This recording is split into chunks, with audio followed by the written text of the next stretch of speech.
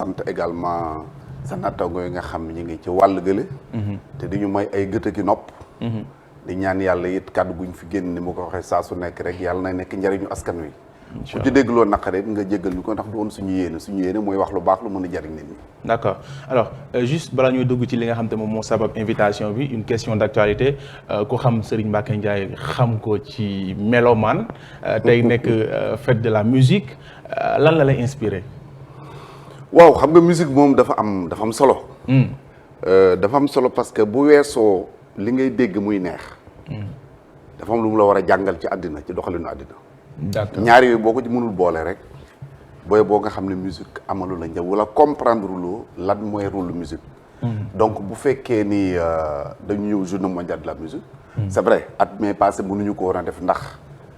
mbas mi mu taseloon. ren ñu fas yéene tàmbaliwaat ko génne ci festival de jazz bu Saint-Louis bi. je pense que dañu koy rafetlu di ci am mbégte bu baax di encourager nag ñi yëngatu ci wàllu musique la parce que boo ko xoolee musique surtout ci suñu réew. dafa def ay jéego yu mag a mag a mag jéego yu rëy. te jéego yooyu buñ ko defee dañ ci gërëm bu baax a baax ku mel ni Youssou Ndour. d'accord li tax ma di ko wax mooy bu njëkk bari na kër yoo nga xam ne musicien bu fa duggoon di wut jabar ñu dàq ko. ndax am na nu ñu gisee woon musiciens yi. loolu nag bu ñu waxante dëgg aussi ñi jëkk a def musique ci Sénégal dañ ci am responsabilité ndax nañu doon solo nañu doon doxalee. nañu doon jëfee. mais damay citer le cas de Youssou Ndour parce que bi mu ñëwee vraiment dafa révolutionné doxalin boobu ba ñëpp gis ni musique kat ndekete fañ ko tegoon du foofu. ay ñeneen ñu mel ni moom aussi ñëw dox ci ay tànkam kon jàpp naa ne tey ñëpp xam nañ musique du rek caaxaan c'est comme le sport. football dañ ko daan def pour fo. mais ñëpp xam nañ football passé na fo. léegi maa ngi dégg ngeen di wax ci Euro bi di wax ci Copa América bi également nga gis ni donc football dafa am évolution bu rëy bu mu def. boo gisee Amérique du Sud muy Brésil muy Argentine muy Pérou muy Uruguay muy ñoom ñëpp mënatuñu gagner sur le plan mondial. c'est parce que ñoom ba léegi ci seen xel ak seen xalaat gis nga Neymar problème yi am en France. parce que xelu l'Américain du Sud. muy football fola. c'est de l'art. mais bi ñu jéemee dem gisee européens yi ni ñu transformer le football maa ngi sori sa question mais ba tey dama jëndalu si waat. boo gisee européens yi ni ñu soppee doxalinu football. parce que en vérité italiens ñoo yàq football dans le monde pour que suivre évolution football. ndax bu njëkk da nga dul ñëw jëlal le cas des brésiliens par exemple dañu ñu dur 4-4-2 boo dugalee 4 bi ñu dugal 5 gagné la.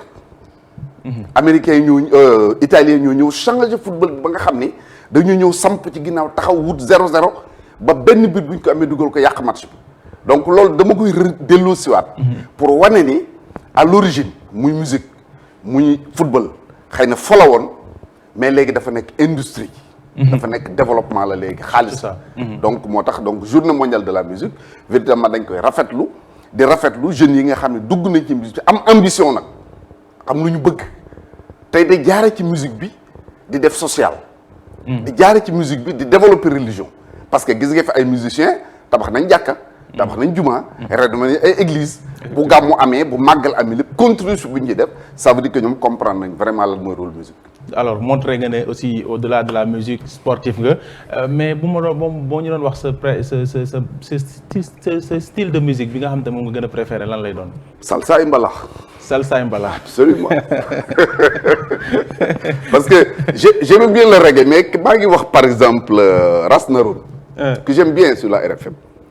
ma di ko wax ne sama chanteur reggae c'était Jimmy Cliff mais il a eu du mal pour xam kan mooy Jimmy Cliff def ay recherche yu bëri pour mën ko retrouver mais comme je disais tout à l'heure aussi même reggae boobu ni ñu koy appliquer dafa am lu ñu ci indi loo nga xam ne li muy yàq moo ëpp li muy defar wane nii bon pour nga nekk reggae man il faut mu am noo mel am fu mu am muy jëfandikoo xam nga bon bugguma dugg ci yenn day yéen a ma gën a xam daal voilà yaa ma gën a xam comme ni ko xale yi waxee. ñu koy jaajëfal bu baax a baax alors ñu daal dugg nag ci li nga xamante ni quand même moom moo nekk wàllum tolluwaay réew mi gis nañ fan yi ñu génn li nga xamante moom moo nekk wàllum fitna violence bi nga xamante nii quand même bëri na ci réew mi lool ñu nemmeeku ko ñi ciy joxoñ baaraamu tuuma ñi nga xamante ni lañ duppee ay nervi alors nervi yooyu nekkul guleet ñu gis leen ci biir réew mi fan yee ñu génn wala sax weer yee ñu génn gisoon lañ leen fi barki Dembo Ndiaye aussi ñu gis leen ñu nekk ay nit yoo xam te nii maanaam dañuy entraîné ba toll nu leen neex kenn du ne ngañ ku ne ngañ sa caaya naaw wala sa jëlax wadd lu ni mel moom war nañ ko nangu ci réew mi léegi. mais balay loolu di ko dama souhaiter bonne chance à l'Allemagne, c'est mon équipe. Alors donc pour dellu si di ko ba mag ci yeneen quoi alors donc pour dellu si ci li nga wax nii. Ah non moi je suis allemand pour la rigueur et la discipline man loolu fu mu amul rek bokkuma.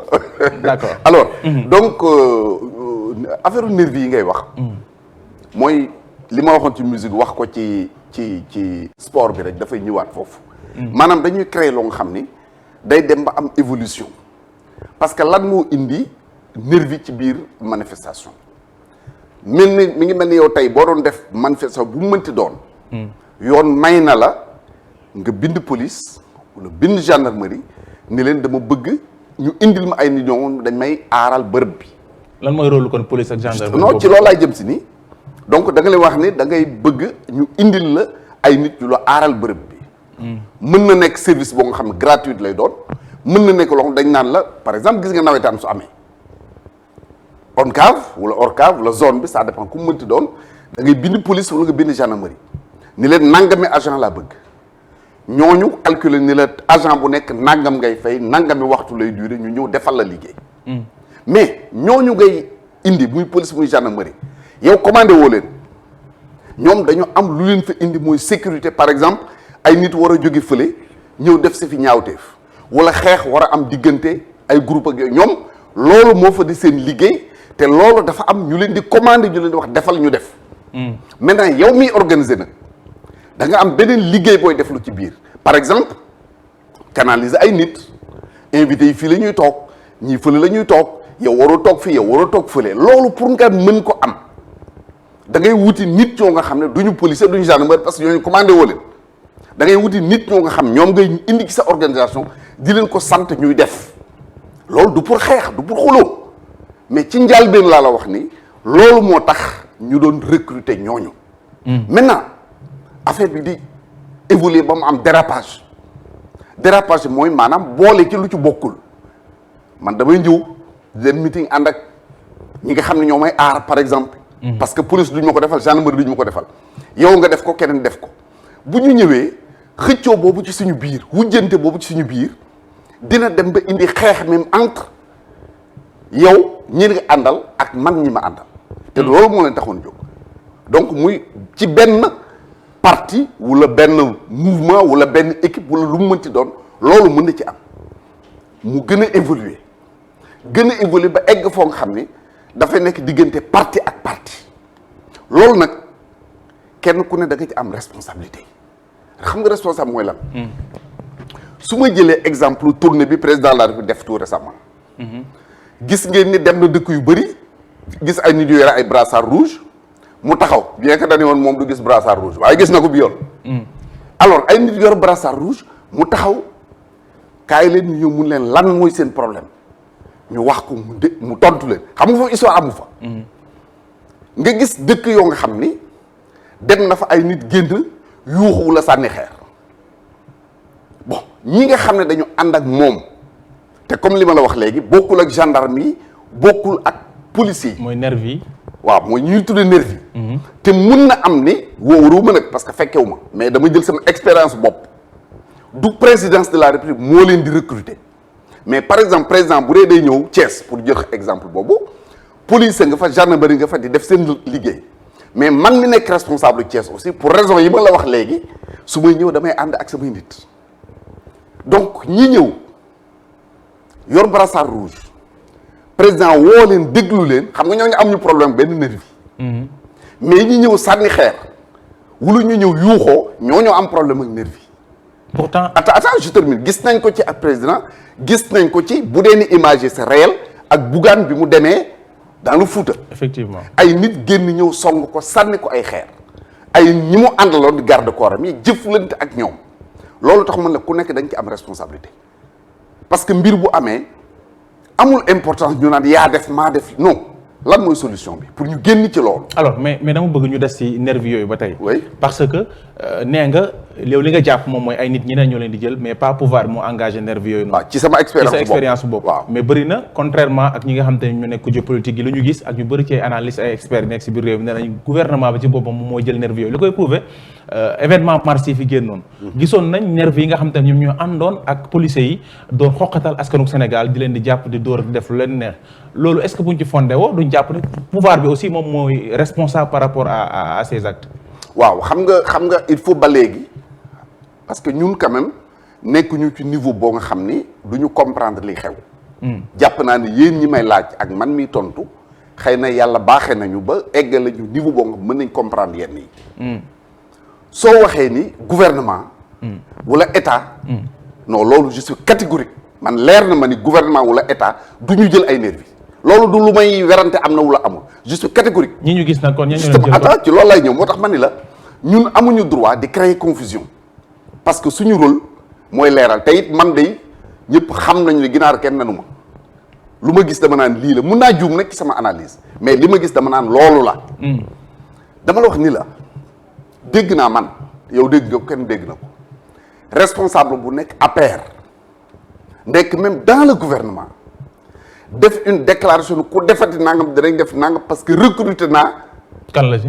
bon c'est pas la peine de citer xam nga ko parce que seetaan nag yu ñëpp mais recruter naa ay gros bras dégg naa responsable wax ko yàlla dogal le même jour ou le lendemain ma nekkoon en audience avec le président bi ñu ko waxee ba tudd loolu billahi wallahi président ni ma bi ma ko déggee dama dar sumu gi bi ne naka la nit mën a waxee lii donc nit ki même bu dee ni il est membre d'un gouvernement wala mu nekk dirigeant d'un parti politique jël benn initiative nekkul initiative bu gouvernement nekkul initiative bu état loolu aussi il faut ñu comprendre ko parce que nit ki day nekk ministre ba pare nekk responsable politique. mais lu tax waxu ci publiquement ñu dégg puisque moom d'accord ko ci suuf. mais réglé na ko di mu ko waroon réglé. comme mooy woo waa ji ni ko non seulement bu ko waxati mais bu ko defati loolu leer na ma est-ce que am na yeneen décision yu jël xaw ma ko. mais waa ji ngay wax laa bëgg xam man fàtte naa kanate la. Mame Mbaye Niang d'accord voilà pour être très clair. parce que nëbbu ko il l'assume. bërki démb waxaat na ko. mais loolu mu wax noonu. président woon na Mame Mbaye Niang attends du ma ko ci blâmer xam nga lu tax. su ay nit taxawee ne lakk leen kër diw. ay nit taxaw ne rey leen diw. ay nit taxaw ne lakk leen fii ak fii li ci des ñun ñoo ko res danañ ko régler jël nañ suñu ay dispositions pour taal. ay nit taxaw ni di def vidéo ni à 4 heures du matin bombarder leen le palais à 6 heures nous aurons le résultat bu ñu génnee palais dem leen assemblée nationale ensuite ñu dem au tribunal ñëpp di ko gis ñëpp di ko dégg mais il est tout à fait normal que nit kooku nga xam ni ñoom la ñuy waaj a faagaagal aussi jël seen i disposition moo tax loolu Mame Mbaye Niang wax du ma ko blâmer. du ma ko blâmer mais attends dama koy cautionner xam nga tax may cautionner. un corps attaqué se défend. kon yow da ngay jël nervi yow tamit kon. non man soxlawu ma nervi la preuve attends soxlawu ma nervi mais su ma ko waree jël ko parce que événement yi ngay wax ni bi mu amee. man j'étais chez moi mais je ne le cache pas 25 personnes ñoo nekkoon sama kër. 25 ak 8 chiens ay bergers allemands je ne le cache pas su may génn guddi am bëccëg je suis armé du ma ko nëbb. ba nii ma génnal et pourtant man ñëpp xam nañ ni nitu jàmm laa. man du ma xuloo du ma xeex. mais bu ay nit toogee fële taxaw nëbbuñu ko def ay vidéo ngeen di ko gis et vous ne le dénoncez pas c'est ça qui est dramatique naka ngeen mën a yow jël en tant que journaliste en tant que je fais partie de la famille donc je suis à l'aise pour le dire. jël en tant que journaliste ngeen jël lu mel noonu di ko teg ci rajo yi. di ko teg ci télévision yi à la limite même di ko encourager. ay événement attends ñoo ko fekkee ñun ñëpp. ay événement am na ay rajo ak télé jël ko en direct. pendant toute une journée. attends non attends soyons sérieux soyons sérieux non attends si dañ ko encourager. dañ koy encourager yow yaa ma gën a xam li ma lay wax. vous n'avez jamais vu un média américain mu wane un soldat américain tué ou blessé au combat mosu leen ko gis ci àddina. ils ne sont pas plus conscients que vous ils ne sont pas aussi plus conscients que nous pourquoi ñun on est content naan ay policier baa ngay daw ña ngi koy dàq toj nañ bopp bi ñëpp di ko wane en boucle dóor nañ gendarme ma ngay daw ñu kontaan et pourtant policier ak gendarme biy daw dawuñu parce que dañu ragal dawuñu parce que mënuñu défendre dañu daw parce que dañuy protéger la population vous avez suivi peut-être après événement policiers yooyu gis ñuy jël ay pistolet di soox di dóor askan wi.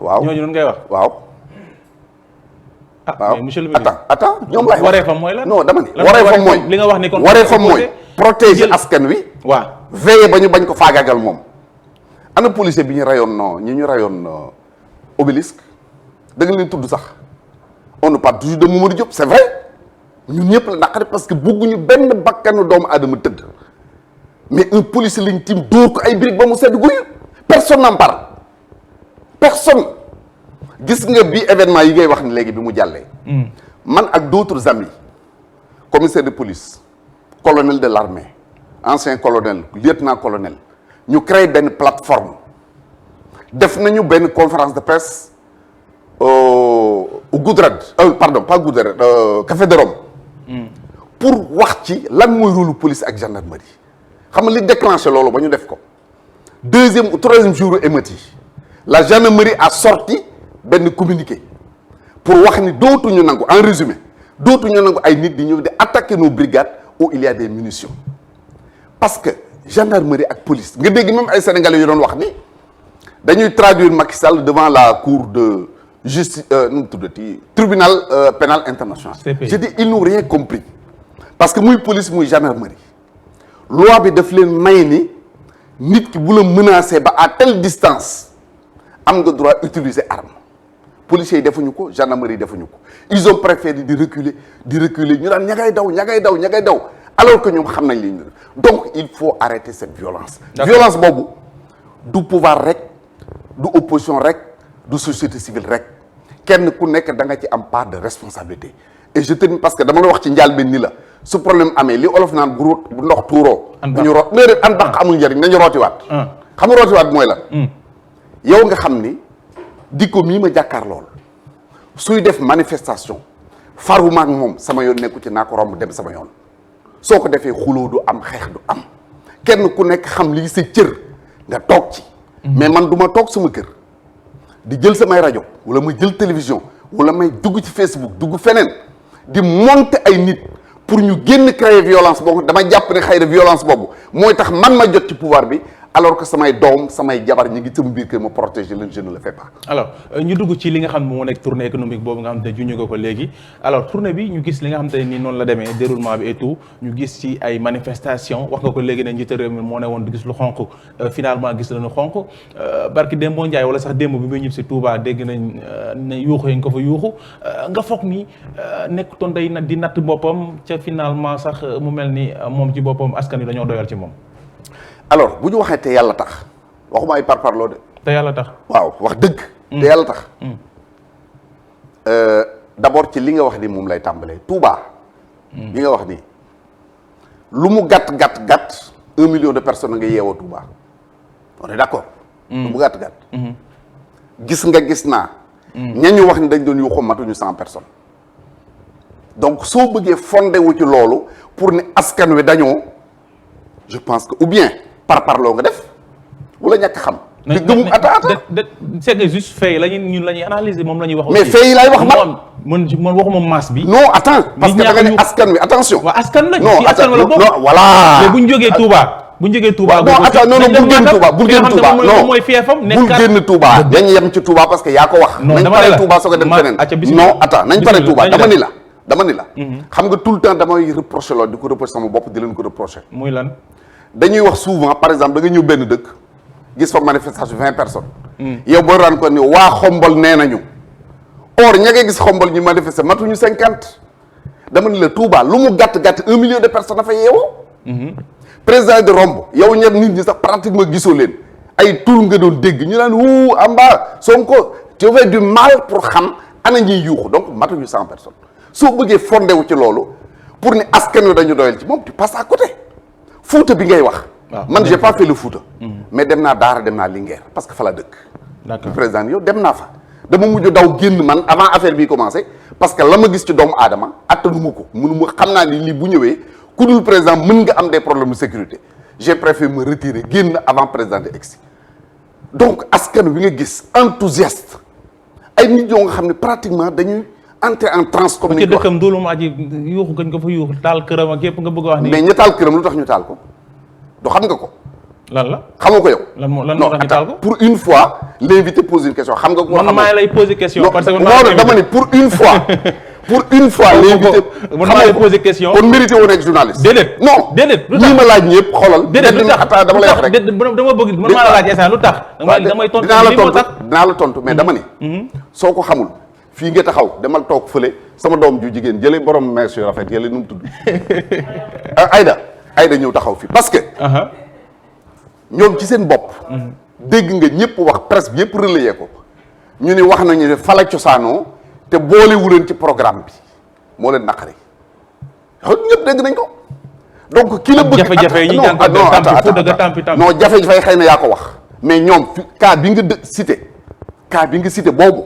ca lañ bokk rek. non attends non du rek non déedéet bu ni Fuuta la rek parce que bu doon dañ naan Sénégal yëpp da nga cité un cas précis Ndoulou Madji fa ñu taal këram. loolu nga wax du dëgg. dëgg la ña ko taal nee nañu. dégg nga ko dégg war nga ko dégg ba waaye nee nga déggoo ko may naa la ko mënu ma obligé nga dégg ko mais ña ko taal li ñu wax ñëpp dégg ko. mooy fii la cosaanoo donc warul def programme ñëw Fuuta ba dem te jaaru fi kon ki bëgg nga ñëw këram ba mu jaral ko loolu xëy na foofu la xelam toll mais jaral na ko loolu sëñ bi kooku kay bañu la ki la bañ kay dana la bul fi ñëw mais ki bëgg nga ñëw fi ba tax mu jaral ko loolu xam nga bu ñuy wax cette tournée là. En termes de mobilisation participation des populations non amul débat franchement il faut qu'on nag ñu xaw a sérieux mais maintenant non attends pouvoir bi fi jógee ñoo fi dàqoon mobilisation monsieur le ministre te sa nga bokkoon suñu fàttaliku mais après lan lañ gis est-ce que ful boobu noonu topp si ginnaawam yëpp ñoom ci seen bopp seen xol seen waa ji mu ngi ci biir xam nga boo xamee amee tuuti expérience mbooloo boo ñëwee jàkkal maa ngi koy wax ñi ma àndal bi may dem Linguère ma ne leen léeg-léeg da ngeen di dégg ñu naan dañuy fay ay nit pour indi leen ci manifestation xam nga da nga koy dégg ñu di ko wax. pas dégg dama koy gis man gis naa ko. xanaa dañ la ma sa fay. déedéet mais gis naa ñu ñu fay man bon attends man gisuma ko moo tax ma lay wax. man gis naa ñu ñu fay te je fais une analyse scientifique. yow ñi nga gis ñaata lañ leen di fay à peu près. 15000 10000 5000 francs. bon prenons 5000 francs. 5000 francs taux bi nga wax ne moo gën a tuuti pour nga am 100 personnes il faut combien. ma ci calcul de du 5 millions ci calcul 500 000 pour nga am 1000 personnes il faut donc 5 millions. D'accord. waaw. Pardon attends. 1000 personnes 50 millions. 50 millions. Donc 1000 personnes c'est-à-dire pour nga am 1000 personnes il faut payer 50 millions. waaw. Est-ce que gis nga parce que manifestation boo ci dem. tu as ay milliers de personnes yoo fay mais milliards. non attends.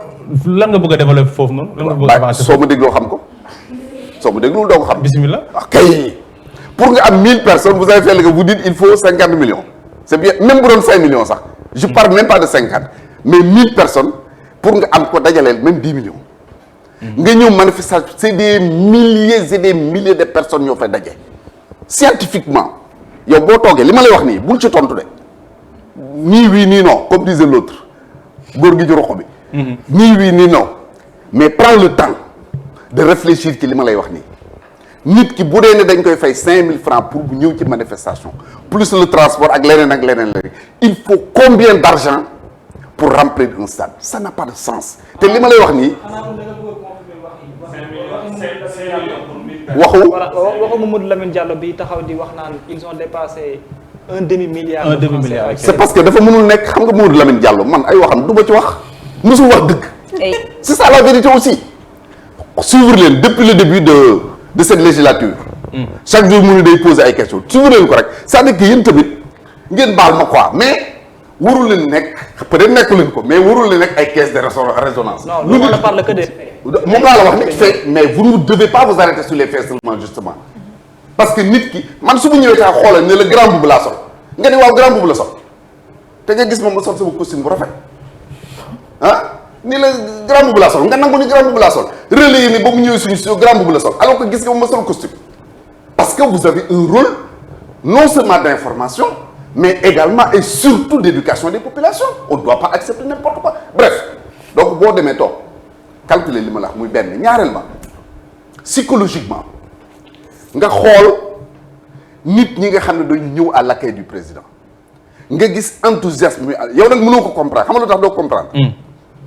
la ñu dund dans le passé je vous donne un exemple man ma mère est de Kaskas donc nous sommes originaires de l'île à Morphine bu nawet musoon a jot waxuma su tawee de su xiinee nga bëgg a dem beneen dëkk doo dem parce que da nga naan bu tawee ci diggante bi du ma mun ñibbisi deuxièmement xam naa ay kilifa yu nekk ci réew mi je ne veux pas les citer du lu garaaw nag. Je discute avec quelqu'un qui me dit bi may jàng ban nekk école primaire. su doon wàcc di ñibbi seen kër ci yoon wi day boot saagam yore kayam di dox di jàng leçon parce que bu eggee seen kër courant amu fa sondel amu fa il vivait dans l'extrême pauvreté bi muy réussir à l'entrée en sixième di dem Saint-Louis di jàngi benn sër la ko yaayam jox sëru wax boo nga xam ne bu ko doon sàngoo du mat mais kooku tey nga bëgg wax ne léegi loolu lépp soppeeku na léegi ak Macky Sall. attends bàyyi ma eggale li ma bëgg a wax nga bëgg a wax rek non bu ma waxal li ma bëgg a wax bàyyi ma wax ko parce que pour moi c'est très profond li ma lay wax nii mënoo ko nag comprendre parce que dunduloo ko mais kooku tey dëkk ba mu dëkk mu am courant am ndox jarbaatam ya fa nekk di jàng ci biir foofu dëkk bi am fa collège di fa jàng am bac mooy tax ñu génn fa nga gis du lu ñu la nettal tu as vu toi-même pont yi ñu fa def ak route yi ñu fa def mais ñooñu bu ñu gisee ki ko def. ku lekk loolu yëpp est-ce que dina am solo. ci attends soo bëggee ñu wax ci lekk gi après mais terminons sur ça d'abord loolu noonu nga doon ko dund say doom doon ko dund say baay say maam doon ko dund boo gisee ki ko yàlla jaarale ki loxoom ba loolu deñ mais il est normal que nga am cette réaction spontanée enthousiaste pour manifester ko say remerciement c'est tout à fait logique. bu fekkee li nga wax li yëpp moom lu am loolu Fouta Tampi moom kon xam naa ne jarutoon muy am biir Fouta. non xam nga non waxuma ni jarul muy am xam nga lu tax. jarutoon muy am parce que. kay tout est lépp gonga Fouta. je n'ai jamais dit ça. ah li nga wax Dakar non attends Ndakaaru lépp gongawul Thiès lépp gongawul Jolof lépp gongawul Xombal lépp gongawul. Fouta de lépp kon gongawul Fouta lépp gongawul. loin de là xam nga kañ lay gongo. bis bu ñu dee dem àjjana lépp gongawul de et c'est important c'est très important que mu am mouvement yu tudd ni Fouta Tampi c'est important que mu am ay mouvement Y'en a marre man je suis un partisan de la contradiction suñu jigéen ñi dañ ma baal mais suñu bàyyeeg suñu mam dañ daan wax ni jigéen sax bu amul wujju du sëy ni mu war a sëyee c'est important au moment ak ñuy taxaw naan wuy Macky lii baax na c'est important que ay nit taxaw ni ko président ñun jotaguñu suñu wàll amaguñu te am na benn message bu ngeen war di déglu souvent da ngeen di gis population ñu génn di casse amuñu route amuñu ndox amuñu courant mais ku ngeen ci dégg muy wax suivez bien le message dañ naa la courant baa ngi nekk à 200 mètres de chez nous tel village bi ñu dendal am na kon mi ngi raam di ñëw mais c'est important que ñooñu di def ce genre de manifestation pour que ñii décider xam ni diw ak diw ñu ngi ci réew mi war nañu am moi j'approuve su ma gisee sincèrement de telles manifestations contrairement ak ñeneen xëy na du ko gisee noonu mais man ni mu ko gisee mooy damay tàccu alors monsieur maintenant lekk bi ngay wax non yaa ko tudd bismillah alors lekk bi ngay wax gis nga à Matam li ñu fa développé en termes de risicole fu ñu béyee ceeb ba tey boo demee même dans le Firlo. foofu la ñu waxee woon autosuffisance en riz de. attends d'ailleurs waxee woon autosuffisance en riz nga yàgg nañu jox Sénégal. waaw mais attends foofu est-ce que ba mu fa demee loolu gis nañ constat bi gis nañ ko fa. yaa fi wax léegi wàllum ceeb bi. ceeb bi mbéy mi. mais waxuñu attends. déet monsieur. ay dara karaara bul jaxase carte gi amee buñ la leeral dama ne autosuffisance en riz. yàgg nañ ko wax Sénégal objectif la xam nga aussi. il faut que mi ngi mel ni par exemple bi ñu lancé bi sama baay bu baax bi yàlla na ko yàlla may gudd fan ak wér gu yaram muy le président Wade. bi mu lancé Guana. xam nga objectif ñëpp gis ci seen bopp. oui xam nga objectif bi ñu fixé woon. wóoroon nañu duñ ko atteindre. mais boo nee par exemple je veux 2 millions de tonnes d'arachide ñëpp dugg ci soo amul 2 millions di nga am 1 million 500. le maïs même chose leneen rek leneen gis nga li mu jur tey. di ngay dugg ci mbedd mi di jënd pastèque xaal yi benn jour dama ci jënd yàggul li ma la wax naa ça fait peut-être 3 ans ma dem yóbbul ko président Wade ni ko président xam nga lii lan la mu ni ma non lii du melon la man ko bii la ñuy wax guana parce que yaa ko fi indi. donc loolu lay jariñ. aujourd'hui li ngay wax autosuffisance alimentaire c'est vrai atteindre ñu ko. pour le moment. mais il y a beaucoup de progrès li tax ma indi loolu. xëy na xamoo miinoo peut-être la zone du Fouta. man xam naa ko parce que non seulement wax naa la ko ma mère originaire. miin naa ko de ak mu kaa miin. ah bon kon baax na kon li ma lay wax ne di nga ko xam.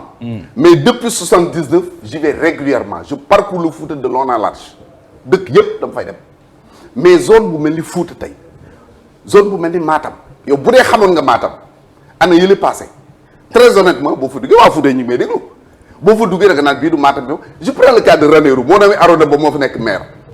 ba moo fa jëkkee dem li ma ko wax mooy ba Arona yow sa dëkk bi xeer yu xonq latérite bi amu fa woon xeer yu xonq waxuma goudron de latérite amu fa woon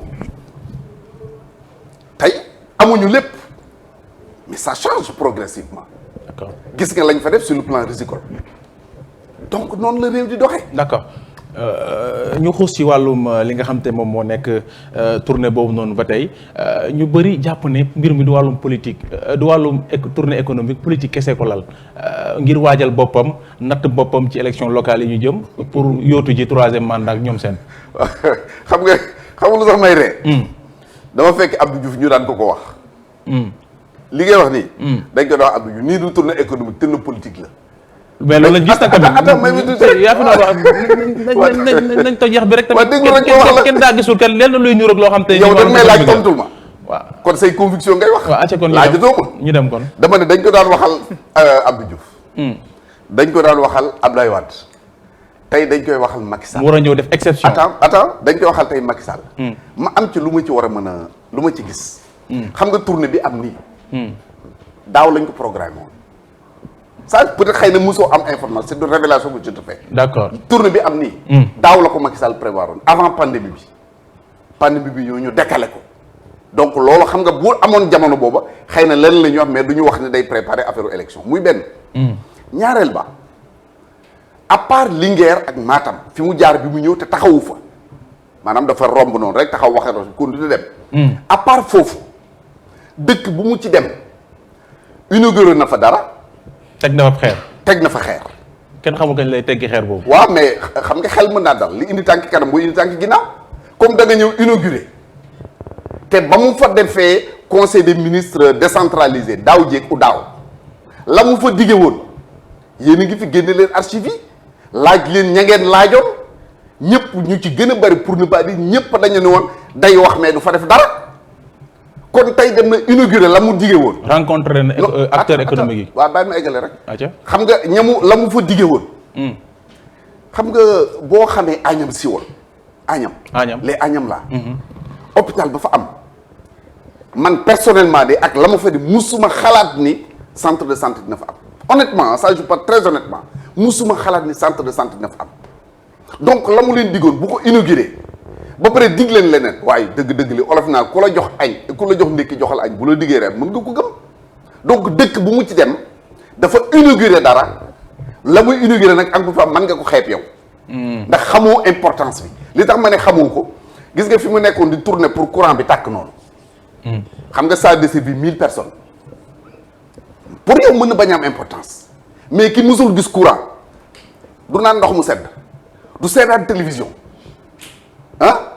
amul téléphone parce que amul courant bu président ñëwee ni takk benn bouton courant bi takk dafa mel ni koo jëlee safara dugal ko àjjana parce que tey aspiration la population bi am. waaye loolu jarul mumbaay jarul xumbaay ndax liggéeyam. justement janvier yow wareefam la loolee lañ ko falee woon. dugg nga ci sama piège xam nga dañuy wax ne àll jarul la nawe mat ñu ne ah kay ndax am na àll yu ko amul ki def dara donte sa jabar bu toggee añ ba ñëw. nga añ bi neex loo koy wax jaraw lak madame vraiment merci beaucoup añ bi neex na vraiment je suis content j'ai bien mangé pourtant yaa joxe dépense bi. am de yow yaa joxe dépense togg bi waru garam la toggal na li indi tegal la nga lekk ba suur raay sa biir naan ndox mu sedd dóor benn affaire xëcc sa café naan oui madame vraiment merci tey je suis bien yow nga bëgg population yi nga xam ni amuñu woon ndox am ko amuñu woon courant am ko ñu doon jox ay bourse familiale am école am daara moderne am ay hôpitaux yu ñu fajoo ki ko def bu fa ñëw duñ génn ni ko merci. d'accord quand même il faut. jërëjëf Mohamed waaw ayca bisimilah. ayca merci beaucoup. ah ñoom ci la ñu bokk. waaw waaw yéen ba ngeen wax fi lu ngeen war a wax. non tey moom dafa mel ni da nga ci dal quoi li gars yi di wax parce que liñ dese ci waxtu bariwul gars yi xam naa liñ bëgg a wax yëpp duñ ko wax. non dañuy xaabaabal parce que ñi fi njëkk dañoo xaabaabal. non fii kenn musu ko xaabaabal monsieur le ministre. bon d'accord on est discipliné d'accord. ok merci beaucoup Ousmane Dicko benn question bu nekk rek tour table bi ñu rapidement.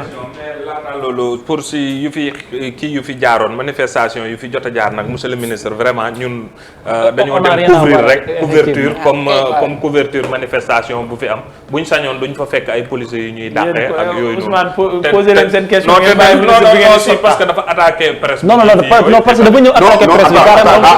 léegi bu ngeen sàgganee nag. j'ai pas attaqué j'ai relaté parce que temps bi day jeex. non yow est-ce que gisoo télévision on a montré les faits boo demee États-Unis boo demee France gilet jaune am na fa boo demee États-Unis documentaires yi boo demee National Geographic tu vois les documentaires yi ñuy rey ay soldats. léegi ce qu'on va faire pour ne pas reculer ñu delluwaat ginnaaw parce que dañuy gën a perdre temps Babacar Ousmane polémique on a 5 minutes parce que il est 9h46 minutes donc su ngeen delluwaatee ginnaaw damay obligé ba ñu poser question jox bañoon mu tëj. waaw sama benn question par rapport ak troisième mandat bi waxoo si da nga xaw a effleurer yow da nga ci d'accord wala d'accord si troisième mandat. moi je suis contre la limitation du nombre de mandats du président de la République. donc vous êtes d'accord pour un troisième mandat. dégg nga waxuma troisième man sama position ça ne date pas d'aujourd'hui sama position mooy am réew combat bi mooy élection jaar démocratiquement dès lors que élection muy jaar démocratiquement nañu bàyyi au peuple le soin de dire Aïdara fal nañ ko benn mandat d'accorduñ ci moom li mu def baaxul ñu dàq ko fal nañ ko deuxième mandat li mu def dàq nañ ko continuer fal nañ ko troisième na continuer fal nañ ko quatrième na continuer parce que élection yi mu ngi jaar démocratiquement mais le fait de dire 2 mandats wala 3 mandats wala 4 mandats fa lay yem ça veut dire que dañu limiter le pouvoir du peuple te en démocratie le pouvoir revient au peuple et dans beaucoup de pays du monde li ma wax ni moo fa am Allemagne moo fa am feneen ak feneen moo fa am le malheur c'est que français européens de manière générale li ñuy def moom la ñuy tere ñun ñu ñàkk fayda di leen topp ban pays est-ce que Allemagne dañu limiter le nombre de mandats du président c'est pas limité parce que la ñu tuddee chancelier ñun moom la ñu tuddee président. mais yéen a ko bind ci chancelier attends chancelier allemand mi ngi boucler 4e ou 5e mandat soo ko def. noonu nañ ko bañ a bind kon ci constitution bi parce que. moom laa lay wax ne d'accord uma ci man. maintenant je suis obligé conformer wu ci loolu ba muy deñ mais d'accord uma ci loolu te kii wax ak yow man mi wax ak yow jàppal ni je suis candidat à l'élection présidentielle en 2024. ah bon je le dis je le répète haut et fort.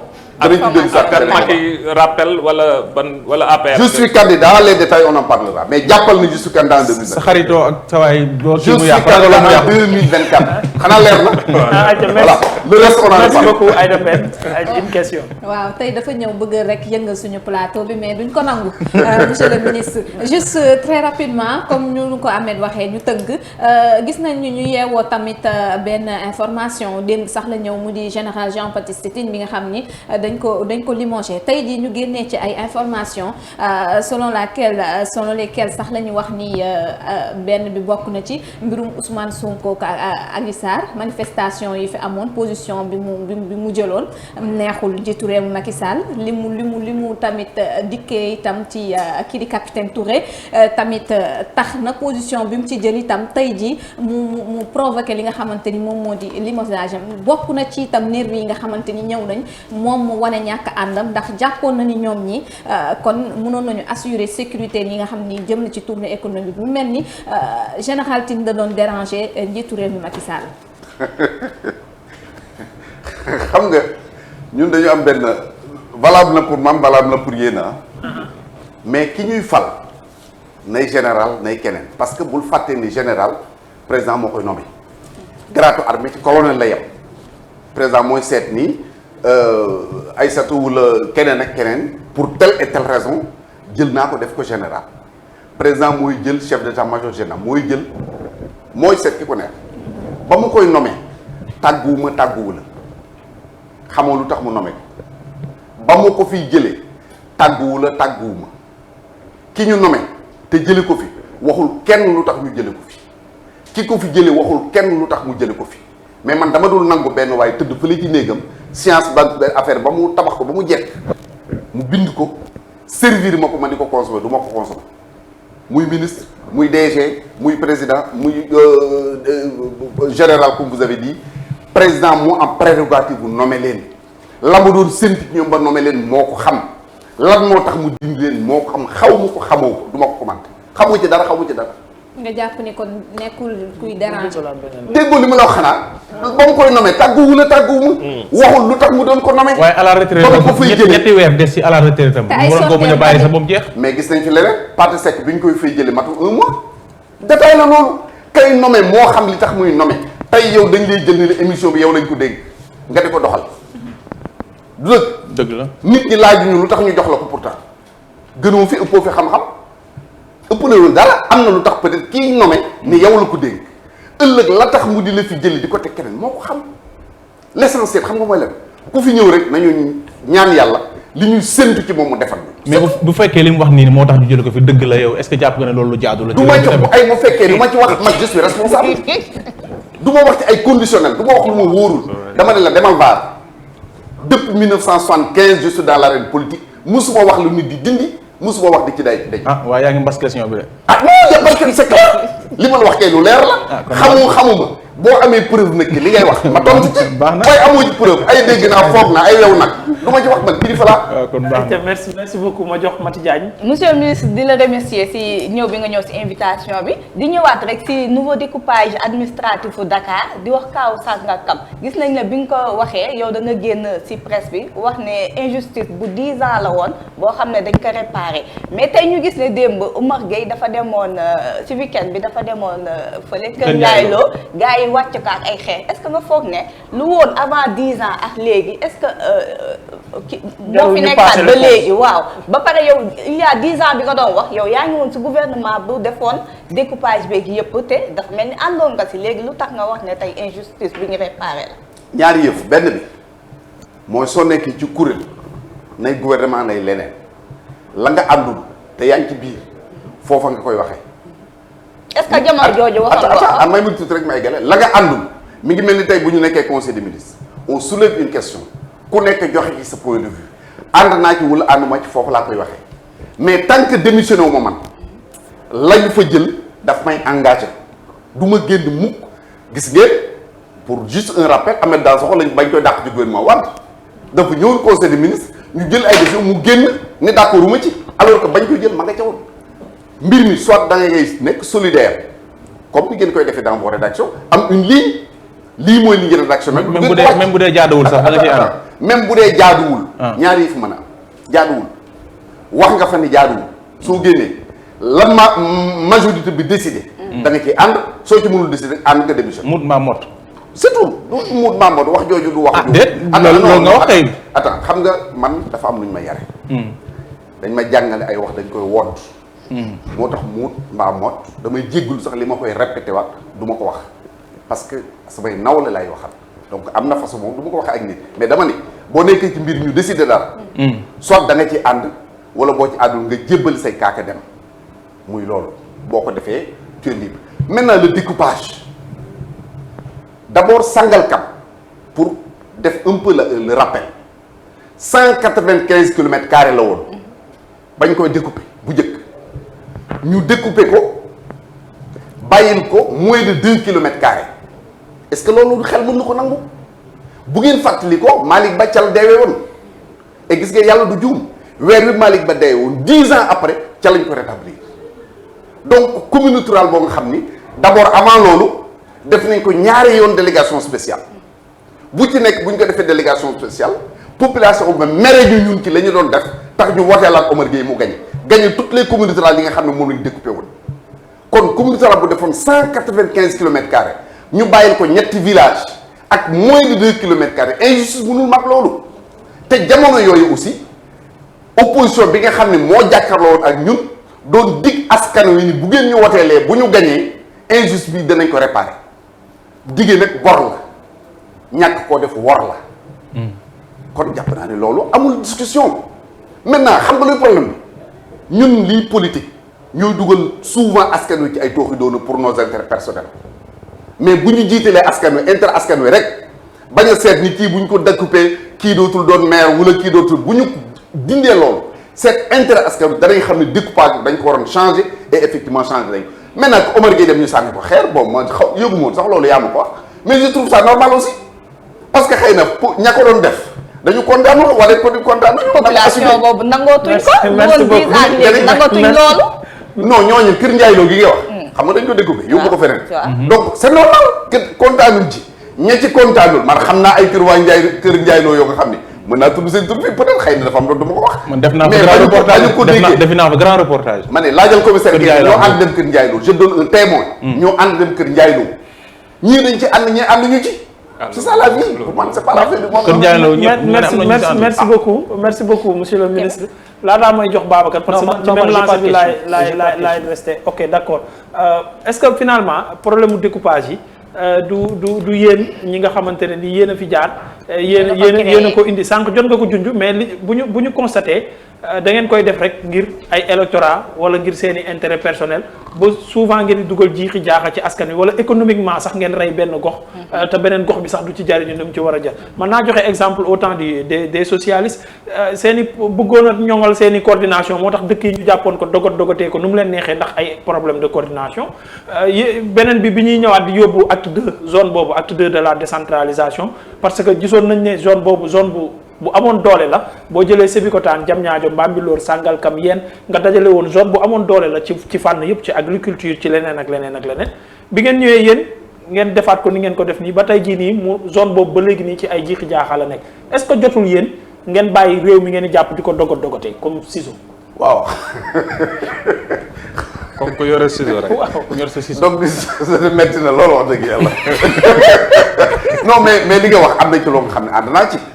am na ci parce que pour joxe exemple li ma wax ni du ma ci delluwaat parce que wax naa ko du ma ko waxaat. loolu d'accord nañu ni du lu jaadu. man dama am chance donc dëgg ci région boo nga xam ni fa la ñu njëkk a defee décentralisation en 1972 c'est la région de Thiès. xombal gi ma juddoo am na benn dëkk bu ñuy wax Ndiobène sooy demati sur la route boo ñëwee bay yéeg montagne bi bay egg la première station essence bi nekk xombal am na benn ay kër yoo gis à gauche c'est un village ou un quartier qu'on appelle Ndiobène.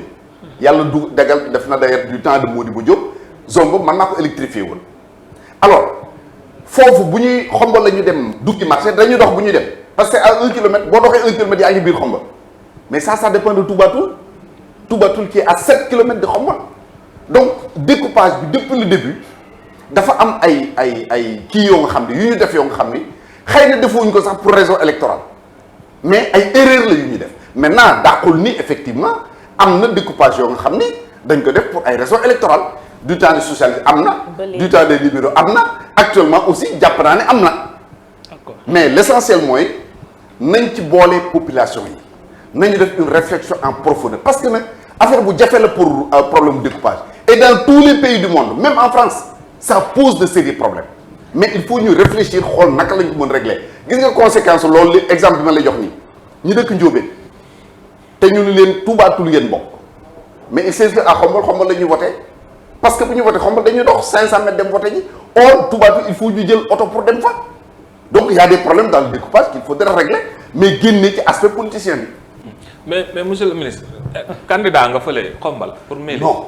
présidentielle la je ne suis plus candidat à une élection municipale. présidentielle def naa 24 ans. attends def naa 24 ans. man présidentielle yi ñu koy woteel moom a jaaxal. waaw balaa ngaa président kay nekk maire d'abord. non waaw def naa 24 ans dans le conseil municipal de Khombole.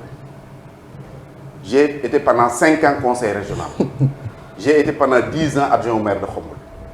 tey ñett ñi fay xëccoo mën naa ci lim ñett ëpp na ñooñu ku ci nekk quand j'étais maire kenn ki son père était adjoint premier adjoint ma nekk deuxième keneen ki son père était conseiller municipal keneen ki c'était un de mes plus grands soutiens politiques booba ñii fay xëccoo nii ñi ngi nekk école primaire kon du ma dem ba tey di xëccoo ñoom. ok j'ai transféré mon vote léegi je suis un électeur de Dakar. je vote à Yoff. fa la sama kër nekk sama doom am fa kër sama soxna gaañu ñu rob ko fa ma jënd 4 mètres carrés fii ci Yoff ni su ma dee nañ ma fa suul. kon lébu yi ñoo la adopté daal merci beaucoup. ah lébu yaa ngi leen adopté Wakam bii nga nekk. attends Wakam bii nga nekk je le salue au passage. oui le maire de Wakam Samba Bathily Diallo. papa moo topp sama yaay ñu bokk ndey ak baay. lébu yi ñoo ko fi indi dalal ko adopté ko jox ko teraanga. j'en profite parce que yaa ngi pour nuyu. sama mbokku Gambie yi Aïda Socé Mama Linguère ña nga Suède di ñu suivre nii en direct. donc je le fais merci beaucoup Magnon. non c'est pas mon ambition. ñu tàggatoo candidat pour la mairie de Dakar. mooy kan. c'est Abdoulaye Diouf Sarr. merci beaucoup ñu tàggatoo Mañoon parce que waxtu bi jot nañu il est 10 heures. ma bàyyi la rek nga tàggatoo ak monsieur le ministre. ñu lay jaajëfal bu baax a baax Mouhamed xam naa bëggoon nañu dugg ci yeneen question. oui Mouhamed. Mouhamed mooy présentateur bi. d'accord. moom la. dama def sax dafa jànnaka di. waaw mais monsieur le ministre bu ne la Mouhamed jëlal oui absolument. voilà moom dafa xëy ba ak léegi parce que yow bokk nga ci ministre yi nga xam ne dama daan wax au temps de Wade que yow amoo tur. waaw. mooy ministre bi amul tur. waaw bu ñu daan wax ministre boobee ma ne leen mooy bi amul tur. waaw mais Serigne Mbacké Madina lañ ma tuddee. d'accord. ginnaaw yàlla yooyu sama yàlla lu ne ci man moo ko ci def. man nag sama papa la daan naa ñëw sa kër mais du ma la fa fekk ndax coro ñoo newoon ca Walfadjri. oui d'accord c'est vrai c'est vrai. d'accord man ku may nëbbu du xam nga kër ga ngay ñëw toog. merci beaucoup Mañoon ma bàyyi la nga daaneel. ñu lay jaajëfal bu baax a baax alors am na ñoo xam te ne posé nañ envoyé nañ may questions yu bëree bëri yoo xam ne bëggoon nañ ñu ñëw ci mais xam naa dinañ am beneen occasion. non ba pare internet yi ñoom it seen question bëri na maa ngi jégalu bu baax a baax mais dañu koy programme waat beneen yoon rek ñu gën ko yaagal mais tëjaale ko rek boo postulé woo comme candidat kan moo lay woteel yow attends loo moo xaw a ñu dugg lu mu wax tu m'as dit tu es mon candidat. Je suis prêt à t'accompagner du yaa ma ko wax. dégg yaa ko amul waxoo. non. ok mu lay dugal en direct mu lay dugal ay temps mais amul boo tàggatoo woon lii lépp du la ci fekk tàggatoo boobu voilà. merci beaucoup quand même. xam nga lu dama wax la loolu. dama lay wan rek lan mooy métitu tuumaal nit lu mu deful. xam nga waxoo ma mais su boobaa ñëpp yéeg mais gis nga booy la wax nga mu di la ronger. donc dañuy def très attention mbubb bala nga koy solo nit. da nga koy natt. d'accord moo tax man léegi gis rek man léegi ay wax moom du ma ci jàpp. gis rek voilà loolu léegi gisuma moom saa waay du ma ci jàpp. en tout cas plateau bi neex na ñu lay jaajëfal bu baax a baax. merci beaucoup may fàttali leen yow yaa nekk président de la convergence libérale et patriotique aussi ancien ministre nga ñu amoon mbégte gu mag a mag di la dalal ci bët set. jërëjëf kontaan naa vraiment féliciter leen l'équipe jeune et dynamique vraiment qui fait du bon travail. yal nañu yàlla jàppale communication jafe na trop. mais je pense que yéen a ngi ciy bay seen waar. ak boole ko xam nga comme on dit doo invité nit pour di ko jéem a coller. mais da ngay invité nit pour may ko mu wax li nekk ci moom ak li nit yi xamul. je pense que vous le faites très bien maa ngi leen di féliciter bu baax. d'accord jërëjëf merci beaucoup alors Mouhamed ma jaajëfal bu baax a baax ki nga xam te ne moo fi jaar à chaque fois di Mame Mor élégance nekk foofee ci diwaanu Colobane numéro am di 77 103 52 17 77 103 52 17 di leen di jox dig daje demain incha allah ak beneen gan. bii nag Coro la Coro moo jaar fii. Coro moo la solol moom la solo.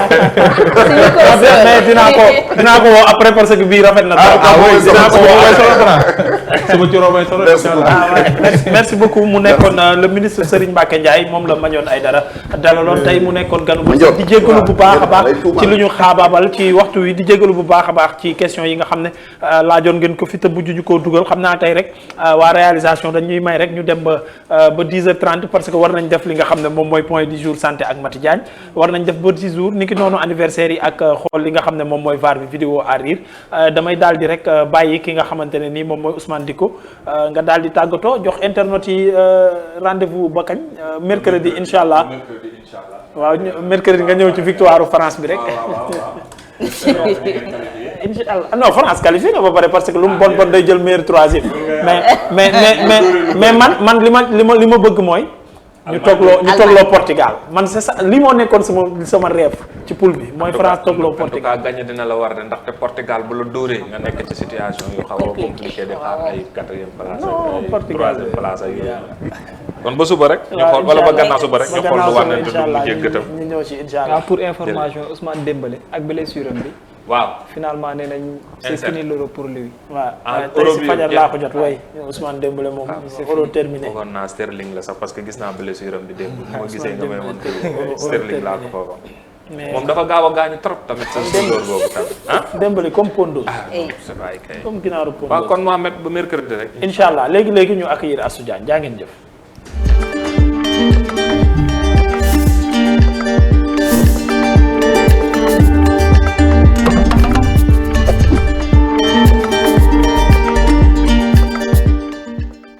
retour sur le plateau ñu daal di attaqué nag 3e et dernière partie wu émission bi Astou lan moo gën a fës ci buzz yi après ñu yaatal ko gannaaw santé. non day wax li gën a fës nuyoo après ñu yaatal. Ahmed maa ngi lay nuyu di nuyu waa plateau bi di nuyu également notre très cher fidèle international tvsen.com yi ñuy seetaan li gën a fës si buzz yi nag nekk na 6 sportifs de la France yi nga xamante ne nag dañoo révélé wu ne ay